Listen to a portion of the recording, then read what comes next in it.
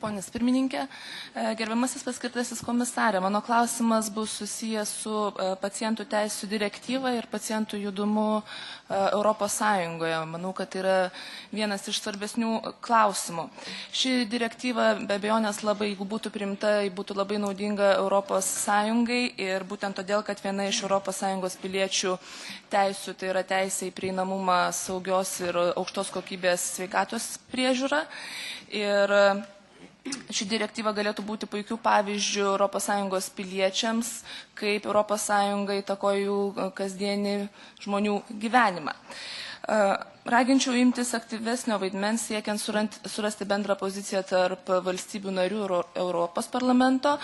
Ir būtent Europos parlamentas dėjo didžiulės pastangas dirbanties šią direktyvą.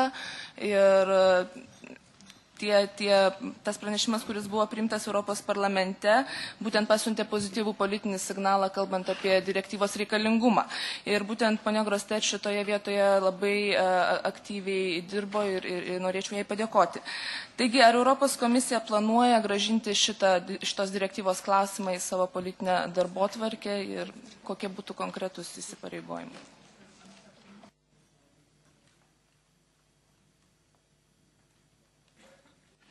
Aš irgi manau, kad reikia siekti pažangos šio klausimu, šioje dosie. Visi žinome, kad vyko diskusijos taryboje, kokios tam buvo problemos iškilę taryboje. Mano pirmtakas irgi ėmėsi daug pastangų, kad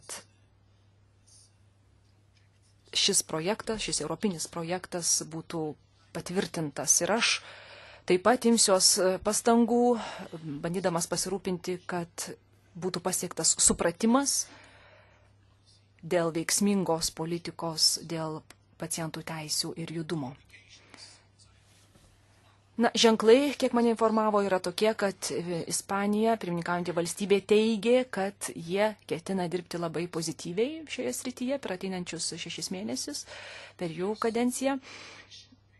Ir pirmasis veiksmas, kurio aš imsiuos, jeigu jūs mane patvirtinsite, bus tas, kad aš aplankysiu, arba tiksliau, susitiksiu su ministru, sveikatos priežiūros apsaugos ministru Ispanijoje, kuris dabar pirmininkauja ministrų tarybai, tam, kad mes bendrai surastumėme būdą, kaip būtų galima pasiekti supratimą. Aš tikiuosi ir, tikrai įnešiu didelį indėlį į šį dosiją, pasirūpinsiu, kad mes galėtumėme sparčiau dirbti šioje srityje.